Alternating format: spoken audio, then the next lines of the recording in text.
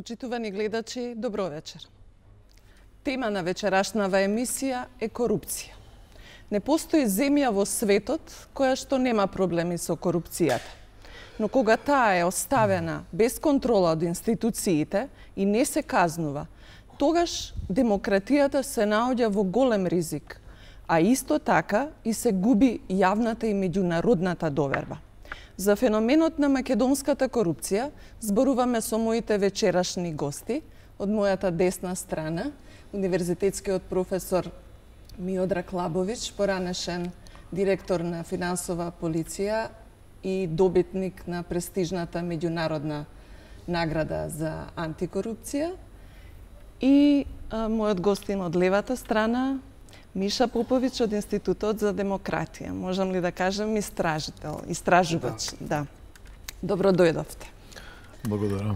Корупцијата актуелна тема, особено со добивањето на условен датум за преговори. Колку за вас беше тоа што очекувано, тоа што меѓу условите за добивање на датум е ефикасна борба против корупцијата и исто така, значи, проактивни истраги, пресуди за висока корупција, значи за пресуди, како ги викаме, од висок профил. Кој ќе почне? Па еве на овој помладиот колега му даваме предност. Повелете, Миша. Добро, дека Европската унија веќе години неназад бара од земјите во регионот да всушност испорачаат, тоа не е нешто ново. Хрватска пред самиот влез мораше да испорача резултат во борбата против корупцијата. Да, нас ни е дадена сега таа, да кажам, потешка задача да всушност ние и почнеме всушност со голем случај или поголеми случаи на борба против корупција. Меѓутоа, всушност, од идните членки Европската унија бара да демонстрираат систем во кој што оние кои што злоупотребиле службена должност, системот, значи внатрешниот систем на Република Македонија е способен да ги открие, способен да ги обвини и способен да ги осуди доколку навистина тие ја злоупотребиле службената должност. Ние во Македонија гледаме еден систем кој што е нефункционален, систем кој што всушност не успева највисоките рангови на политиката, меѓутоа не само на политиката, највисоките рангови на бизнис елитите, исто така да ги обработи во смисла на тоа дека тоа што тие го прават, а е надвор од законот, да ги осуди. Да, кажете ми, професоре, Македонија спаѓа во редот на земји со многу висок степен на корупција. Каде ги гледате причините за такво нешто? Па ние бевме негде во средината, сега со пред, односно 2 или 3 години кога нели почна политичката криза, сето тоа рефлектираше да нели паднеме сега на нели ова место на кое што сме. Меѓутоа и во време условно кажано кога бевме средно корумпирани условно, ако така може тоа да се каже, видите, ефикасноста, успехот беше против она што би се рекло низок тип на корупција, средна корупција. Високата корупција, значи овдека, особено кај нас, некако, како да кажем, останува баук. Ние имавме еден случај на екс-премиерот Бучковски. Тој дојде до некое ниво на пресуда. Не до некое. До правосилна судска пресуда. И сега предметот е вратен на почеток, што значи? Не е вратен, него тој е веќе завршен затоа што беше тој еден, видите, овако преседан, кај што имате вие правосилна судска пресуда, каде што како да кажем, изјавувањето вонредни правни лекови него, значи, одлага извршувањето на таа значи пресуда. И се направи преседан да отприлика се нема фаќате збор година или година и пол не беше фактички санкционирана таа правосудна судска пресуда, односно не отиде поранешниот премиер во затвор, како што не отиде во затвор, ама затоа синојка беше на приемот на американската амбасада. Па видите, тука вие го сега на овој некој начин начнувате главниот проблем, бидејќи во меѓународната заедница со, да кажем, последниот извештај, значи секогаш викат борба на корупцијата, корупцијата е фактички топ тема. Меѓутоа, сваќањето за тоа што значи суштинска борба и на кој начин, не велам дека тие не сакат нам да ни помогнат. Меѓутоа, ама чекате, дали е тоа прашање на меѓународната заедница или на нашите судски органи? Не само нашите судски органи, туку на целокупната наша интелектуална елита, во кој што спаѓаат повеќе категории, па и на самите, како што кажавте, институции, значи органите за овој прогон, судството и сите други институции кои што се во таа област, да не ги сега. Меѓутоа, меѓународната, особено ние што сме нели сега во тој еден степен за значи така да кажем отварање преговори со ЕУ, особено се на значи ова борба против корупцијата и како инсистира. Знаете вие дека ние имавме и од самата Европска комисија делегирано овако висока експертска група начело со овој почитуваниот Райнхард Прибе. И тоа се луѓе искусни кои што знаат и кои што ги применуваат стандардите, меѓународните стандарди, па и оние добри, да кажем, практики кои што даваат одлични, да речем, успеси резултати во тие нивни земји кај што има овако развиена демократија, развиена економија и така. Меѓутоа истите тие решенија одлични кои што таму даваат одлични резултати, тука немаат едноставно примена. Во таа смисла сакам да кажем дека меѓународните стандарди треба да се прифатат не делумно 100%, па и ако треба повеќе од тоа. Меѓутоа треба да се направи квалитативен исчекор напред. Квалитативен скок. Имаме ние такви решенија, имаме таков систем, пазите, постои, тој се упорно става под тепих и од меѓународната заедница и од овдека нашите интелектуални елити пред се.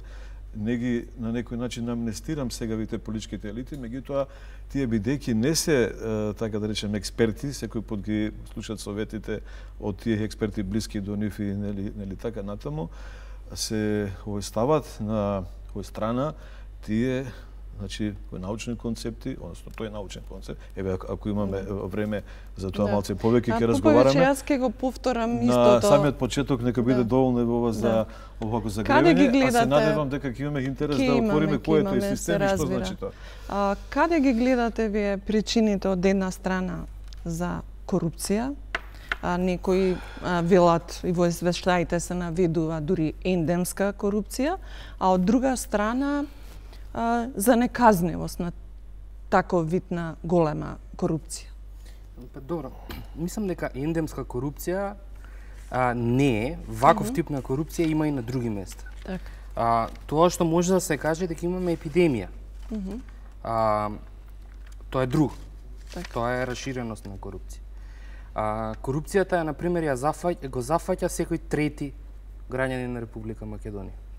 Со истражување кое што е направено од страна на Македонскиот центар за меѓународна соработка, се покажа дека и во 2018 отприлика 30% од граѓаните, од полнолетните граѓани имале некој искуство со корупција. Зборуваме сега за ниската корупција, значи зборуваме за контактот на граѓаните со администрацијата. Да, обично кога тоа го велиме мислиме на подкуп, на награди, на зборуваме за подплатување на полицајци за скинат казна, зборуваме за давање да речам пари на лекар за да се стигне порано на операција и така натаму и така натаму. Значи зборуваме за таков дали граѓаните тој вид на корупција воопшто го препознаваат или го сметаат на некој начин дека е дел од нашата традиција, мешано е, граѓаните сваќаат што е проблемот. Работата, поголемиот проблем кај нас е што овие нефер правила на игра, дека вас тоа што ви следи во општеството, значи услуга некаква, полицаец да ве заштити, лекар да ви излечи, наставник да ве образува, или уште повеќе политичар да си ја работи својата работа, без да го злоупотребува буџетот на државата. Практично да си го работат она за што се платени. Да. Значи, граѓаните имаат видено дека правилата на игра се поинакви од оние вистинските правила запишани во законите и во кодексите, во етичките кодекси на администрацијата на различните професии, вклучително и на судската професија, ќе стигнеме веројатно до таму.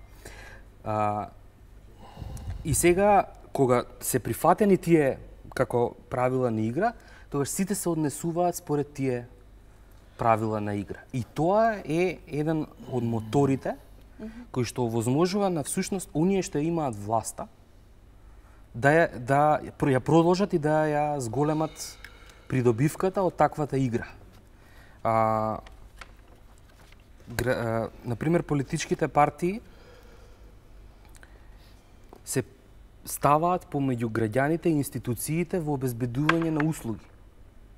Така политичките партии обезбедуваат лојалност од граѓаните, за да тие, например, на крајот на 4 години гласаат за нив без никаков поговор. А како се ставаат? Например, вие имате некаков проблем и нефункционалните институции не може да ви го решат овој проблем.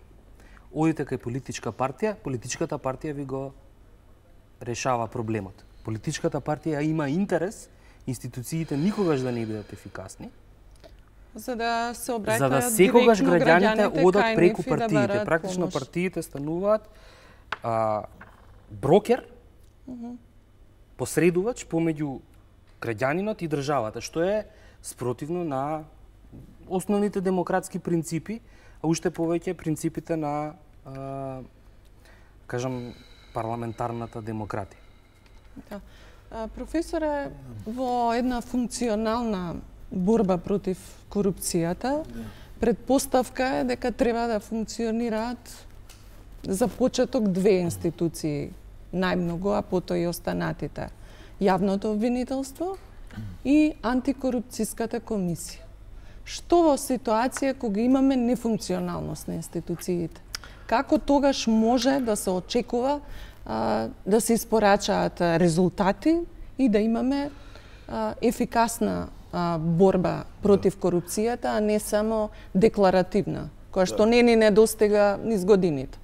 Така, па еве сега на самиот почеток уште се загреваме да го на некој начин разбиеме овој можеби досаден овако монолог или така да речеме диалог без некоја рационална конфронтација настави. Јас ќе искажам уште на самиот почеток дека значи не се согласувам со ова што го кажа почитуваниот Миша, дека ние немаме ендемска корупција.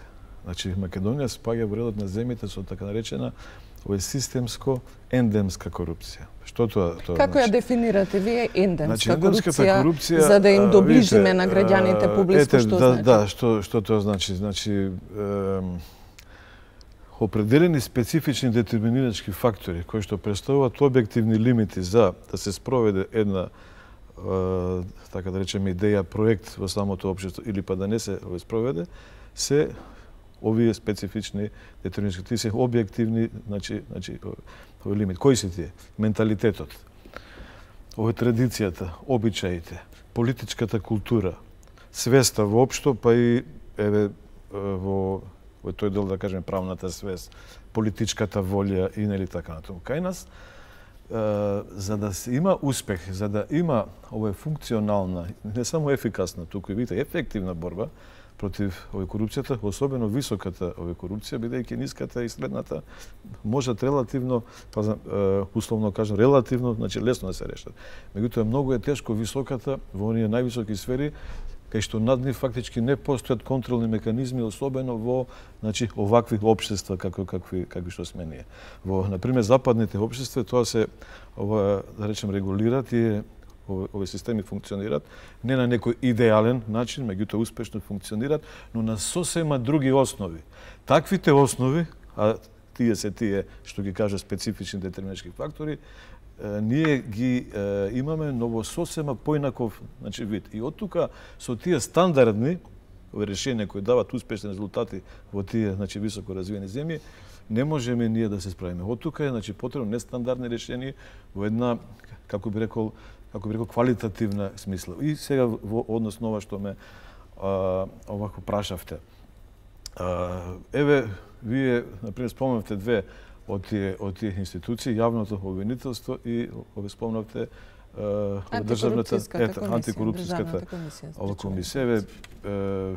Како што знаеме, па и вие рековте дека господинот Миша е член на таа работна група за законот за антикорупција. Молим? Или заменик, добро, не е важно. Ние слушаме од, например, Министерската и од сите други дека има суштински промени во тој модел.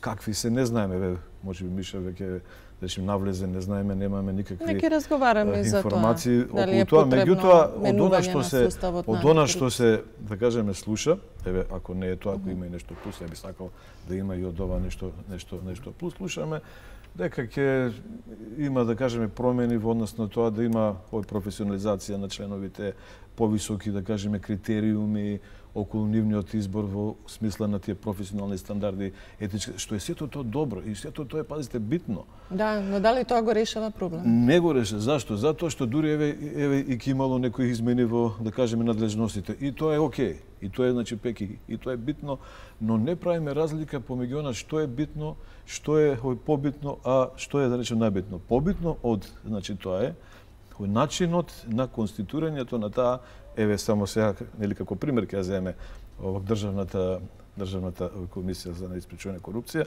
овој начинот како се таа, значи, конституира, кој ќе ги ни предлага, дали ќе одат на овој јавен избор, на јавен овакво конкурс, кое тело и тоа е предмет на измените на законот. Во ред, кое тело ќе околу сето тоа одлучува, каква ќе биде структурата, каков ќе биде бројчениот состав околу тоа, видите, може да се овако дискутира. Еве, јас имам определени алтернативни решенја, не значи дека се тие овако најдобрите. Меѓутоа, уште побитно од видите сето тоа е дали оваа, значи, комисија ќе биде втемелена во еден антикорупцијски систем, кои ќе бидат контролните механизми. Еве, знаете вие како функционираше претходната антикорупцијска комисија, собранието ја. Гласови парламентарно собрание, кое што во нашиот политички фолклор е 27, значи, години. Знаеме сите, тоа е емпириски факт, собранието представува овој гласачка машина на она што значи владино партиски врво. И од тука гледавме дека сите оние случаи против актуелни високи функционери дека не функционира. Сега може би ќе има некои измени во тој дел, но не знаеме какви. А уште, како што реков, поважно, најважно од сето тоа дали таа ќе биде дали тие измени ќе бидат парцијални, површни, изолирани или ќе биде таа антикорупцијска комисија втемелена во еден кохерентен антикорупцијски систем кои ќе бидат контролни механизми, бидејќи и со ова уште неколку само реченици да го сето ова овако заокружам. Значи, емпириски брутален факт е дека, видите, кај нас во Република Македонија, во, видите, јавниот дискурс, ова е сега многу важно, се, значи, оневозможува јавноста да биде запознаено за две, значи, различни суштински концепции околу овие, да речем, најважни суштински прави.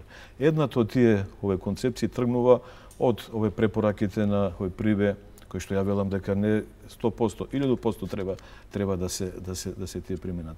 Но исто така велам дека се тие 20, значи 3 пати недоволни и по обем, она што значи обем, и по односно она што значи квалитетот во ове зафаќањето на овие структурите во овие, да речем, клучни подсистеми или ако сакате системи општествен. И сега никој тоа не го елаборира, значи видите невладините организации кои што треба да на некој начин представуваат авангарда во тој, значи, граѓански сектор. А и тука ако отворите, значи, прашање ќе кажеме да не се сега, значи, многу шириме, него видите, воопшто, да речем, акцентира тоа прашање. Што е тоа, барем еднаш када некој праша, не, да речеме, 20, значи 3 пати, барем еднаш, да ни каже тој кој што го тврди тоа, што е, значи, недоволно кај, за да имаме ние ефективна борба против таа овако колку корупција. Сме го решиле проблемот само со измена на суставот на антикорупцијска комисија. Кога тоа го зборам, правам некаква паралела и со судскиот совет, бидејќи имаме два многу важни приоритета и тешки приоритети, реформи во судството и борба против корупцијата, а на почеток како да се зафаќаме првично само со телата кои што на некој начин се важни и инволвирани, меѓутоа не го решаваат и проблемот во целина. Да. Пред да одговорам за тоа, само сакам да кажам за репликата. Всушност, ендемски значи дека овој тип на корупција во Македонија е уникатен за Македонија. Тоа е значењето на зборот ендемски. Овој тип на корупција во Македонија можете да го најдете во регионот, сигурно во уште неколку земји. Така што не може да биде ендемски, може да биде системски, односно корупцијата не е исклучок, него корупцијата да е правило. И токму тоа го зборуваме. Слични вакви состојби има и во Србија, во Бугарија, во Романија, да не е Црна Гора, да. Сега, менталитет. Ова е нешто што се зборува во теоријата, дали можеме да збориме за менталитет или не.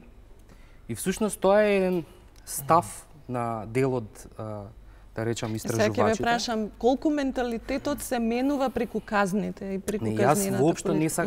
Јас воопшто не сакам да оперирам со зборот менталитет. Так. Зашто зборот менталитет имплицира дека е вкоренето во така, и не може да граѓаните, се менува, да. Неспособноста, зборот дека тоа е наш менталитет, имплицира дека внатре во граѓаните е вкоренета неспособноста да проценат што е добро, а што е лошо. Колку е тоа една алиби позиција? Мислам дека е тоа неточно. Да, и алиби позиција, за да се каже дека во не може да се менуваат работи. Македонија била подобро управувана во минатото. Значи, ако вие споредите колку се во Југославија, например, имате огромен број на судења за злоупотреба на службена должност. Како се распаѓа системот, се намалува сериозно бројот на осуди. Тоа значи дека всушност не е до менталитет, него е дека е до некаква структура на полуги, на кочници, на проверки, на контрола, кои што се губат во време на транзицијата и ние сега се обидуваме да ги надоместиме таа функционалност на некаков систем. Не го правдам системот, кажувам само дека например во Хрватска, например во Бугарија, бројот на осуди за типично корупцијски дела, они го враќаат пред влезот во ЕУ. Значи, состојбата затекната во 89-та... Еве да го земеме примерот со Романија. Само малце. Да. Сега, реформата на Државната комисија за спречување на корупција не е волшебно стапче што веднаш ќе ги реши проблемите. Јас се согласувам дека тука ние треба да зборуваме за систем функционален, затоа реков функционален систем на институции кои што ќе се борат со корупцијата. ДКСК е само еден дел од системот. Јавното обвинителство е можеби и поважен дел од системот, заради тоа што тоа е институцијата која што е задолжена за прогон и за носење на посериозни случаи пред судството. Така што инсистираат граѓанските организации веќе некое време дека е потребно поголемо внимание исто така и на јавното обвинителство. Во планот 369 во делот борба против корупција се посветува внимание на капацитети на МВР, меѓутоа исклучително е важно да се посвети должно внимание на јавното обвинителство, особено јавното обвинителство за организиран криминал и корупција, заради тоа што нему му недостигаат ресурси, нему му недостига буџет, бидејќи тоа, ако го погледнеме и ако го споредиме со специјалното јавно обвинителство. Специјалното јавно обвинителство има само еден дел од корупцијата со која што треба да се справи. Јавното обвинителство за организиран криминал и корупција треба со сета останата корупција во државата да се справи. Зборувам висока корупција и средна корупција. И ни одблиско ги немаат истите ресурси како што ги имаат специјалното јавно обвинителство. И финансиски во смисла на логистика. Човечки ресурси, финансиски ресурси. Видите, Кога ќе се каже, значи системско ендемска корупција, особено зборот ендемска, не значи дека овдека има таков вид само кај нас. Системско ендемска нема само, но е на некој специфичен, значи видите начин и од, ако сакате, земјите околу нас, еве земете го пример. Што е спецификата, да кажеме, објасните значи, на специфичен македонската видите, корупција? 27 години ние имаме самостојна држава, се реформираме нон-стоп и нема никаков резултат. Нашите најголеми експерти се чудат, видите зошто е тоа така, но не сакаат да сватат заради тоа што немаат едноставно правилна перцепција, диагноза. Ако одите вие на овог доктор, имате некоја тешка сложена овог болест, не можете вие таму да ги прекрасно на пример опишувате. Кое е вашето објаснување? Работите. Зошто Видите, е тоа менталитетот не се криви нашите граѓани. Тоа е една психолошка категорија која што има длабоки корени. Сега ќе ни треба посебна една емисија околу тоа зошто е таков каков што е. Значи заради социјално на кратко, тоа што ние многу голем период не сме имале своја држава, отсуство на долготрајна. Наметна една теза интересна, дека сме имале поефикасна борба против корупција во социјализмот. Тоа е точно, но што е причината? Затоа што тогаш, видите, функционираше система. Јас затоа викам, со малце... Значи не е, извинете, значи не е до менталитетот, е до системот. Ама дозволете сега. Значи тој е менталитет и тие специфични детерминирачки фактори, ако вие ги оставите со овакви парцијални, површни, палијативни реформи, како што 27 години, а и сега има таква, да ви кажем, интенција, ако ми дајте збор, ќе го објасним тоа зошто, нема, таквиот начин, односно таквиот тип на менталитет, таквиот исклучително низок степен политичка култура, правна свест, ако сакате, обичаите и така се уште ние имаме обичај култура на рушвет, корупција и така натаму, кај што е да речеме нормално ако си на некоја висока позиција да му помогнеш на својот и на близко ќе бидеш осуден, пазите, морално од тие околу себе ако тоа не го направиш. Да, замислите разлика во почна да се казнува тоа, дали ќе се ама нема, видите, па во тоа е сега значи причината, што во тие највисоки сфери ние немаме контролни институционални механизми.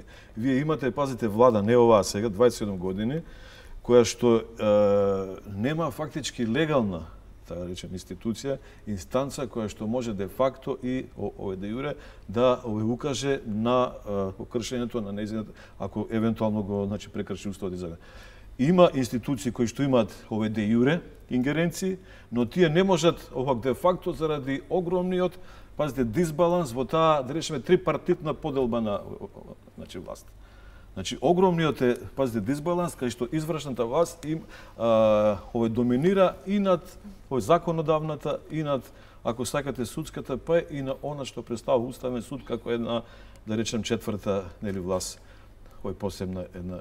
И од тука вие немате институционални контролни механизми. Сегашната, видите, концепција, она што почна на, да кажеме, почетокот, и што реков дека представува брутален емпириски факт, е дека првата концепција се заснема на ова, дека се фактички доволни критериумите, доволни се професионалните стандарди, моралните, да речеме, стандарди за избор за тие највисоки функционери и во самото правосудство, ве спомнавте јавниот обвинител, меѓутоа не одат малце, да речеме, подлабоко, затоа што каков е тој во оваков систем, ние гледаме, земете го примерот со јавното обвинителство, кој што го предлага влада, претходно прибавено мислат Совет за јавни обвинители, го предлага влада и го избира парламентот, кој што е политички фолклор 27 години да представува гласачка машина за, пазите, најважните прашања. Не зборам, па и за сите други. Ние не сме имале до сега пример, као што има во некои напредни демократии, кај што парламентарното мнозинство може да речеме, гласа против. И од тука се поредни потребни тие малку по, да речеме, длабоки резови, тие нестандардни решења во, видите, овакви земји, особено во Република Македонија, која не е единствената, што има ваков системско еденски тип, но нејзиниот системско еденски вид на корупција се видите разликува од сите останати, па ако сакате дури и од овие околните балкански земји. Земете го, например, примерот со, да речеме, Романија, кој исто така балканска земја, кој што имаше енормен успех, без да направи овак длабоки системски резови. Романија има малку поразлична корупција од... Има, и сосема друг, да речеме, но сакам да кажам следното со тоа, дека иако се тие тука, да речеме, балкански земји, Хрватска земјата, и таа има некаков, да речеме, успех, иако и она се успехот беше пред влезот во Хрватска. Па се овак соочува и сега со корупција, дозволете само да завршам. Меѓутоа, тој, видите, менталитет, она што ја го спомнам, не значи дека е тој, иако се тоа многу тешко и многу, видите, споро менува. Меѓутоа, со системот кој што ја го предлагам, кој што добива меѓународни научни признања и така натаму, ако што се, буквално тука става под овој тепик, на, видите, некој начин нашите луѓе со истата таа свест ќе им се делува повратно да малку побрзо се адаптират и се прилагодат. Ќе ви поставам директно прашање. Зошто тој систем не го применивте кога бевте на чело на финансова полиција? Видите, апсолутно не ви е, како можеш јас кој бев една видите карика која пазите директор во една извршна власт, оттаму која што ја го предлагав, дали ефективната борба против корупција зависи од личност или од систем? Не, вака сега, само да го видите, разјасниме. Ја го тоа предлагав и од тука дав оставка. Ако се сеќавате, требаше да кажете и дека сум еден од тие кои што се даде, оставка после година и пол, затоа што едноставно и во тоа јавно соопштение искажав дека тие мои концепцијски ставови кои што се на видите генерално системско ниво. Не зборуваме ние само за функционирање финансија. Финансија полиција е дел од извршна власт која е во видите хиерархија под Министерство за финансии, Министерство за финансии под влада, а тука се владено партиски врви кои што не ти дават пенкалото да го ставиш од овде до онаму, ако не знаат и ако немаат интерес. И сега за каква ефективна улога моја ние збориме, ако видов дека едноставно не може, тој не се прифаќа, поднесов оставка. Другиот се од аспект како научник, како интелектуалец предлагам на ниво, на генерално концепцијско ниво на систем да се сето тоа кај видите клучните државни институции, примени таа хоризонтална организација на власта, кај што тоа фактички ќе биде еден развиен систем на поделба на самата власт од двете негови иманентни карактеристики, меѓусебна контрола и баланс на моќта меѓу тие институции кои нема да бидат зависни. Ние сега сите наши клучни државни институции кои што треба да се грижат и за уставност и за законност се на некој начин де јуре или па де факто, видите, зависни од самата власт. Ја тоа предлагам да се промени и да имаме една, видите, оваков крстена серија на таа, меѓусебна контрола на тие оптимално независни институции од извршна власт, но не и од еден поширок сет на контролни институционални механизми кои што и самите тие ќе бидат подложни на контрола, зошто не, да рече, контролирале, ако не. Една меѓусебна контрола. И што е сега, да рече, подобро? Парцијални, палијативни измени на определени сегменти со разни закони или еден ваков кохерентен, дозволете се кохерентен, да видите, корупцијски систем кој што неговата уникатност е во тоа што има многу поголеми шанси, огромна е таа логичка веројатност да да речеме десетина институции на тоа највисоко клучно ниво ќе например контролираат владата, но и не само владата. И сите други, да речеме, центри на таа туѓена мок. Сега имате, например, вие судски совет, кој што неговите членови не се од никој контролирани, не одговарат пред никој. И советот за јавни обвинители, точно.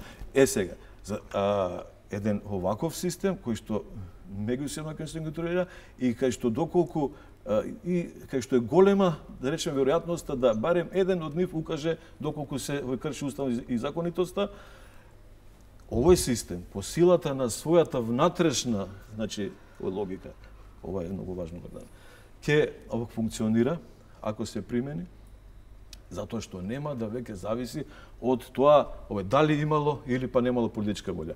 Нашите најголеми интелектуалци, таа е прва концепција, Мише, можеби не сакам само со него да сега тука кореспондирам, он е само еден можеби представник од тоа. Добро, само тврдат дека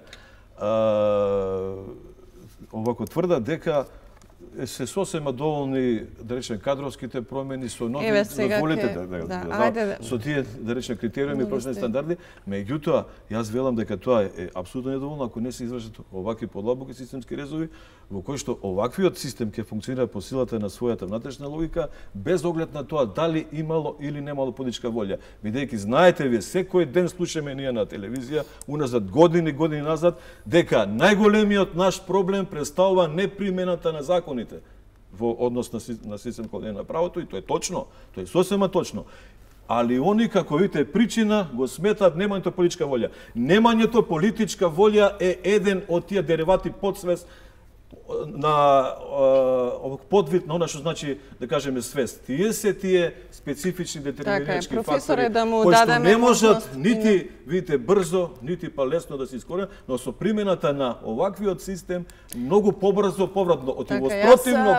Само ова да завршам мислата, во спротивно. Меѓутоа многу сте обширен да му дадеме можности. Ако чекаме ние на, значи, промена на, видите, таа свест која е очигледно, тоа е што не сака да го тоа признае, има проблем со, речем, перцепцијата, дека ако тоа него на овој начин преку вакви радикално, значи квалитативни системски промени решиме по еволутивен, значи пат, ние ќе чекаме уште најмалку 50 до 100 години да се смени таа свест, а нашите политичари се дел од тој, значи, народ, од тој менталитет. Не дека кај нас менталитетот е до таа мера, и со ова ќе завршам, дека ние немаме изузетно храбри луѓе со друг менталитет, но тоа се луѓе кои не можат да дојдат до израз, не може, па тоа е уште значи поголемиот аргумент.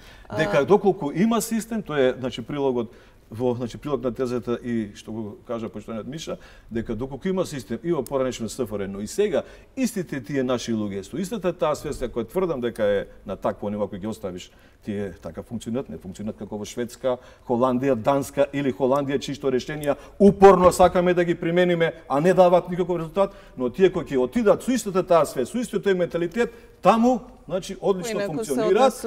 Ако овде ќе си дојдат, не сега, не за време на просла или не знам која влада. 27 години од самостојна Македонија, реков, го исклучи периодот на СФР кога системот функционираше, но по сосема исто така други основи.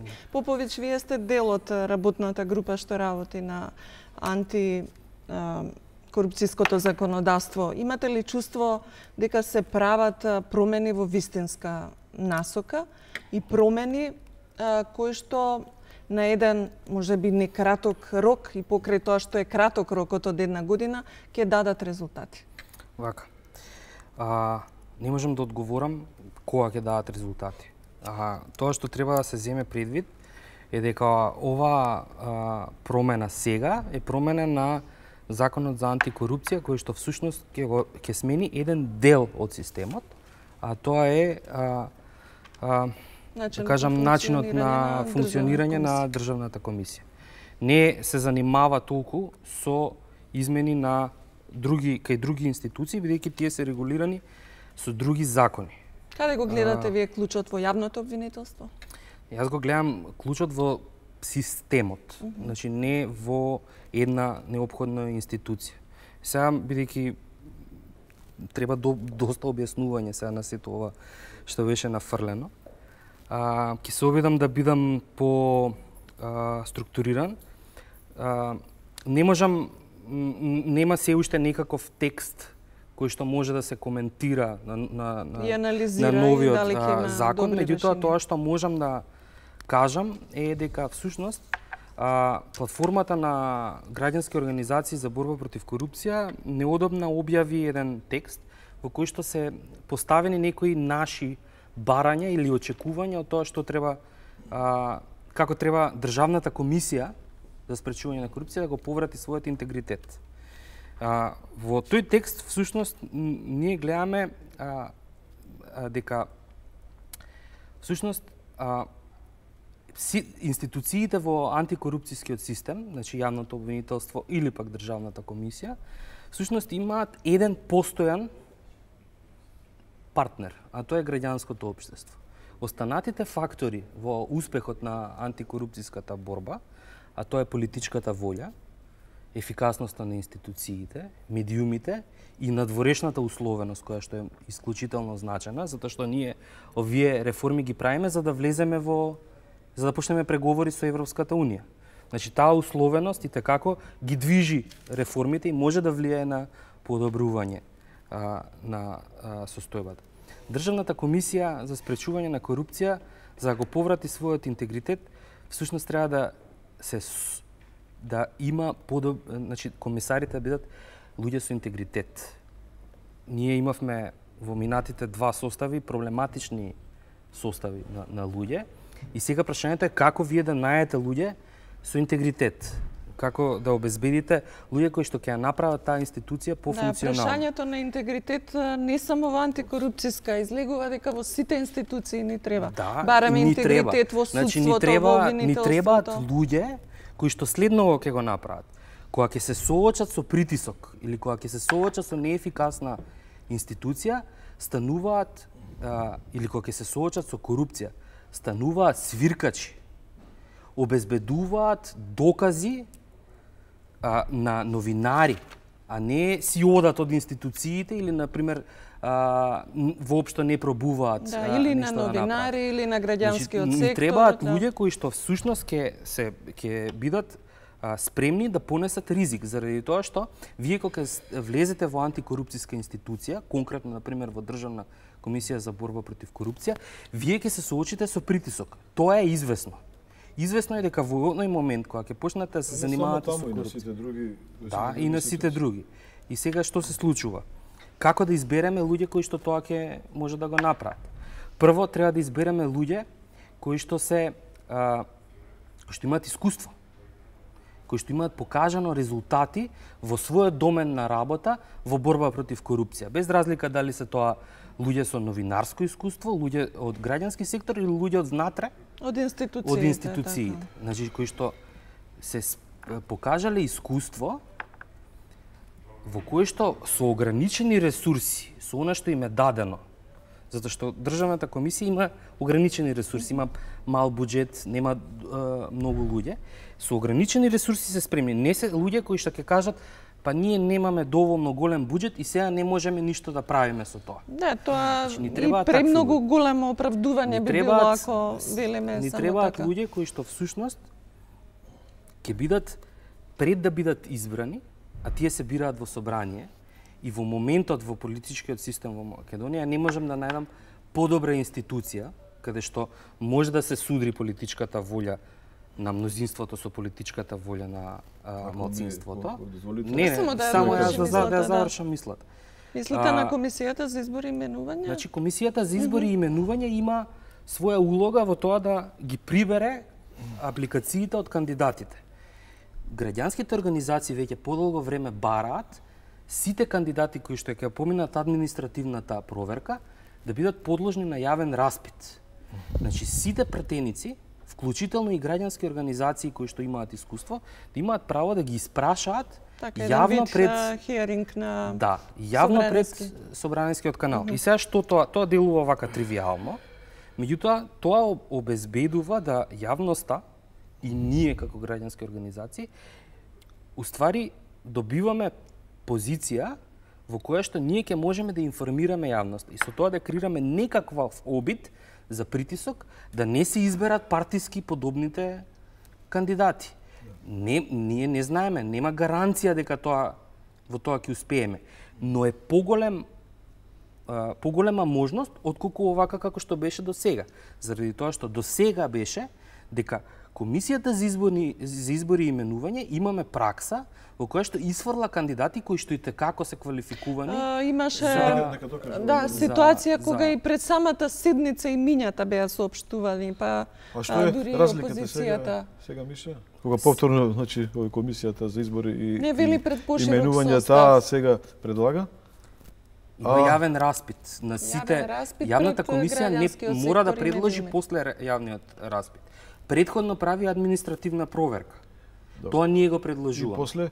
И после тоа сите кандидати кои што ќе се пријават, еве вие да речеме можеби би се пријавиле, пратениците и ние како граѓански организации ќе можеме да ви испрашаме и да видиме кои се вашите планови, како во наредните X број на години А кој бира конкретно после кој од сите тие на јавниот распит понудил најдобра концепција, има најдобар морален интегритет, значи, што е многу флуидно. Тоа го прави комисијата, меѓутоа и на крајот кој одлучува? На крајот одлучува мнозинството во парламентот. Значи мнозинството, па се враќаме. Дали може се не, да кажа? само уште нешто да довршам. Значи, кога тоа ќе се значи моделот или системот кој што ние го предложуваме предпоставка е тоа и на собраниски канал да се емитува. На собраниски канал јавно. Да може јавноста во живо да го следи. Ние како граѓански организации, како платформа, предложивме во овој дел јавниот распит го додаваме. И тоа е нешто што веќе подолго време го бараме, затоа што тоа обезбедува всушност да нема да граѓаните видат, пошто еве сега замислете оваа минатата антикорупцијска комисија. Тие никако немаше да се покажат на јавен распит. Или уште поинтересно некои луѓе од пред дали тоа би ги исклучило анонимусите недокажани во јавноста? И под цена на конфронтација во која што граѓанските организации ќе кажат овие кандидати мислиме дека добро поминаа, овие не поминаа добро. Мнозинството, вие како новинари ќе можете да го прашате, па добро, зашто сте ги одбрале овие, а не овие кои што граѓанските организации? Вие имате сомнеш околу ова решение? Јас ги поздравувам овие измени затоа што во секој случај представуваат и чекор напред во секој случај во однос на она што веќе било. Меѓутоа сметам дека се тие недоволни. Значи не задираат квалитативно подлабоко.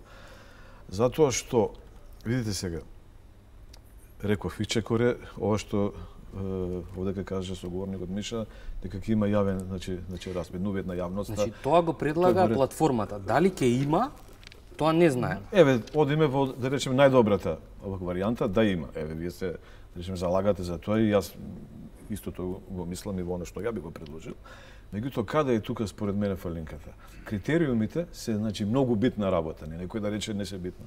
Се, значи, многу битни во однос на она што викаме, еве и сега пак еве рече Миша, интегритет, морален интегритет. Зголемат критериумите, ако сакаме да одиме напред. Интегритет спаѓа во оние флуидни категории, кај што е многу тешко, вие кои се тие, значи, мерливи параметри во однос на кој за еден ќе речете дека е морално неподојмен, освен ако не бил кривично осудуван и така натаму. Тоа се го исклучува. Значи, тоа го исклучува, меѓутоа, постојниот закон тоа го исклучува. Да, го исклучува. Меѓутоа, ако значи нема таквата, да речем, предпоставка, е многу тешко вие за некој во средината да, значи, кажете колку има морален интегритет, колку не, и тоа може да биде подложно на разни политички манипулации.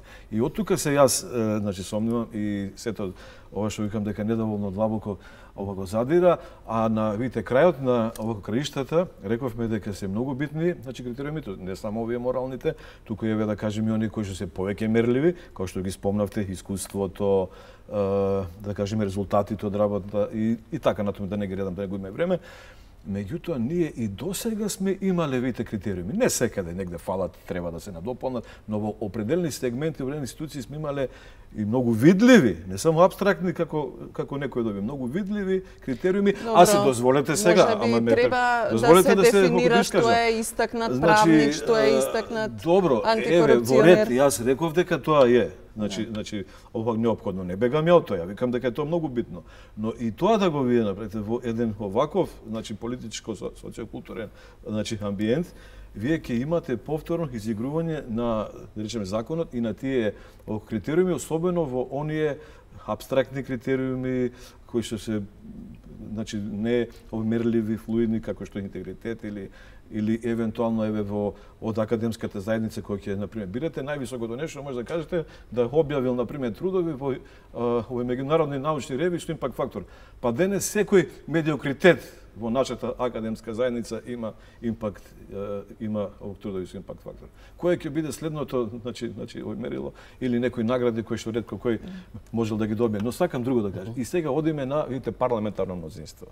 Да. Фолклор, ќе се согласите, емпириски непобитен факт дека во Република Македонија парламентарното мнозинство досега, значи, представувала гласачка машина на владино партиските броји.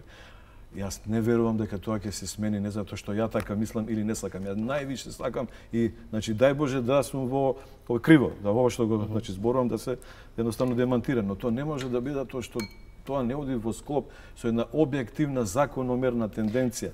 Дозволите, на која открил пред уште некои 300 години Монтескје, на која се базира мојата концепција, дека секоја власт тендира да ја искористи, односно злоупотреби својата моќ. Во вакви земји, значи, кај што има овој фрагилно општество со оваква ниска свест, политичка култура, отсуство на значи, демократска традиција и така натаму, тоа е многу тешко и значи многу бавно да се смени ако не го промениме системот кој што повратно ќе влие и ќе го значи доведе во некако не идеално да биде, туку во некаков нормален ред на функционирање. За таа, значи овој цел предлагам наместо ова, дали не би било подобро кога пак ќе има јавен, да кажем, конкурс, јавен ова распит, но распитот да го врши едно експертско тело структурирано, за тоа може да се види дискутира.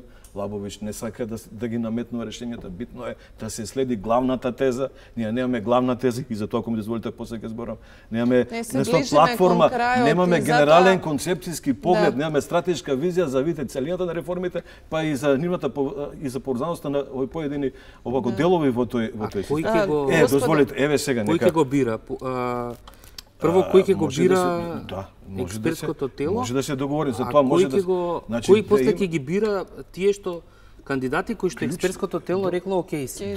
Видите се, дозволете. На крај, едно прашање за двајцата. Дали скринингот ќе помогне во овој дел и меѓународната помош сите овие наши македонски слабости да ги надминеме? Значи, овој помогне во тоа да се убрзат некои случаи, да се поспеши ефикасноста во борбата против кои се започнатите случаи, да се забрзат, гледаме дека со енормна брзина се судат веќе, значи Груевски има првостепена, тоа не, но значи прашањето е да се етаблира систем кој што долгорочно системски стабилно ќе функционира. Тоа тело, значи, е веќе може да биде структурата на тоа тело и самиот бројчен состав, речеме, предмет на овог дискусија. Не сакам ја да наметнам затоа што ако седнат 10 или 15 луѓе ќе донесат, речеме, попаметно некое решение во однос на тоа кои се тие клучни сегменти од општеството кои што треба во рамките на значи нивната фела да овог делегира. Еве нека биде тоа на пример граѓанскиот сектор, но граѓанскиот сектор, Гордана, не се само невладините како што се упорно форсира тоа. И ние кои што сме независни интелектуалци, професори, експерти, кои не сме дел од таа мрежа или јадро, сме скроз оставени на страна. Ама еве нека биде граѓански сектор и кај што може да има поделено еве значи представници од самите невладини организации, од академска заедница кои таа представува дел од граѓански сектор. Да видите, владата мора да има свој представници секако. Дозволете, дозволете сега, јас не Ама веќе времето ни се ближи. Опозицијата мора да биде тоа тело со, пазите, непарен број. Ја разбравме суштината не ја разбравте. Што е суштината која разбравте? Ајде кажете. Ама сега нема да ме прашувате мене. Не е така. Суштината е да, значи, видите, владата, односно владино партискиот врв кој е, значи, во актуелна сега позиција, да немаат овог мнозинство нити при одлучувањето. Еве, при одлучувањето вие и на најдобар начин да го извршите јавниот распред пред собранискиот канал и да ги отворите кандидатите, парламентарното мнозинство може да најде други аргументи и да одбере сосема други. Затоа јас велам дека е многу подобро вака, ако мислите дека не е, кажете зошто не, дајте аргументи. Попович, на кратко ќе ве молам и да ја завршуваме емисијата, ова е многу долга тема. Значи работи Гордана дека и на овие тела предпоставувам ќе биде овај предмет на дебати. Нема да биде, затоа што се упорно, значи крие тој, значи, концепт наспротив кој што тврди дека треба критериуми, морален интегритет, стандарди за која се согласувам 100%. Песимистичка визија давате. Не само тоа е, видите, значи видите, песимизмот е многу релативно. Што е песимизм, што е оптимизм, меѓутоа работите не се движат на тому затоа што еве јас значи веќе 17 години истражувам ова. Имам и напишано многу научни, значи трудови, научни студии околу ова. Еве, да го земеме, например, дека граѓанскиот сектор во оној најавангарден дел кај што невладни организации, тоа јадро кое што го овако направи блупринтот. Тие нели знаат 2015-16 не се симнува по телевизија. Сам значи рекламирав на Facebook да видат што нудам, никој не се обиде нити да ме покани, да ме праша чекај Лабовиќ, што е ова? 23 пати недоволен, приве барем објаснени ако знаеш барем една што е недоволна. Поповиќ, ке ве молам за крај да завршуваме, бидејќи го пробиваме терминот веќе. Тоа што Лабовиќ го бара е нешто што е надзорна комисија. И ја мислам дека надзорната комисија, нејзината улога е и tekako важна. Меѓутоа, таа треба да ги, не да ги бира, него да ги проверува и да ги оценува. А ќе бира парламентарно мнозинство. Значи, па доаѓаме во таа пат ситуација. Надзорната комисија Ама еве, не го решавате проблемот, видите, може, значи се криеме, пак околу некои да речеме флоскули, еве, значи не ми давате да го објаснам. Ама ви дадов како не ви пак дадов доаѓаме до, видите, да речеме црното петно, да 27 години имаме гласачка машина во парламентот и парламентарно мнозинство, значи гласа како што одлучува владино партиски врвови, не на една политичка партија, на сите досегашни и ние сега повторно одиме кон истиот, видите, предлог кој што не дава резултати и нема логичка предпоставка дека ќе се измени. Ама не, вие нешто што толку многу пати се видите повторува, тоа не е мој став, тоа е значи видите научен постулат во рамките на таа, да речеме, рационалистичка епистемологија, дека нешто што толку пати се повторува, нема, видите, теоретски шанс, се извинувам, ова не е точно. Теоретски шанси има, не дека нема, но е многу овој малце да речеме веројатно дека ќе се случи. Не. Значи јас се согласувам со вас до моментот во кој што ќе кажам дека ние не можеме да очекуваме собранието да не одлучува со мнозинство. Не можеме да го очекуваме тоа. Можеме да се здружиме. Подлабоки системски резови. Не, тоа се невозможни. Не, видите, парламентарната демократија. Тоа што знаете како, вие зборувате 10 минути. Јас ќе земам само една минута за да завршам мислата. Мора да завршуваме бидејќи ги пробивме сите рукови. Надзорната комисија е и tekako потребна, меѓутоа таа е низината улога е не само ДКСК, него сите институции кои што имаат некаква врска со борба против корупција, Завод за ревизија, УЈП, јавно обвинителство, да ги цело време дрма за да всушност ја работат својата работа. А надзорна комисија по дефиниција е секогаш со мнозинство од опозиција. И досега ги дрма, имавме ние една антикорупцијска комисија која имаше преку 600 извештаи и репорти, знае Грданци сеќава, јавното обвинителство воопшто не реагираше. Затоа треба надзорна комисија, не за избор на ДКСК, него надзорна комисија која што ќе затропа на вратата на јавно обвинителство и ќе каже зошто вие не си ја работите вашата работа. Не отвориме прашањето каква ќе биде структурата, каква ќе биде, кој ќе биде контролни механизми и на таа надзорна комисија, но едно ќе ви кажа. Значи, представничката демократија, значи парламентарната представничка демократија е во криза, еве ако сте политиколог, знаете и последните децении се прават само една само реченица ако може. Се прават напори и во високо развиените земји за на квалитативна синтеза, квалитативна ичекор, таму се веќе да речеме рудиментарни облици помеѓу значи партиципативна демократија, одредени облици на така речена делиберативна демократија, кои што ќе ги на некој начин да рече компензираат слабости. Кај нас тие слабости на парламентарна демократија се многу повеќе, ја би рекол, изразени отколку и оттука се потребни квалитативни скокови. Науката не би била, значи наука ако само цитира и ако само прераскажува други. Зафативме многу прашања. Јас се надевам ќе имаме простори понатаму да ги отвориме сите овие прашања поодделно. Јас тука ќе морам да ви се заблагодарам на двајцата за учеството во емисијата. Очигледно времето од 50-60 минути е прекратко за една ваква широка тема. Се надевам ќе ми бидете гости и мене и на гледачите на 1 ТВ и во друга прилика. Јас тука ќе ја одјавам емисијата, ќе ги поздравам гледачите и ќе им посакам пријатна вечер.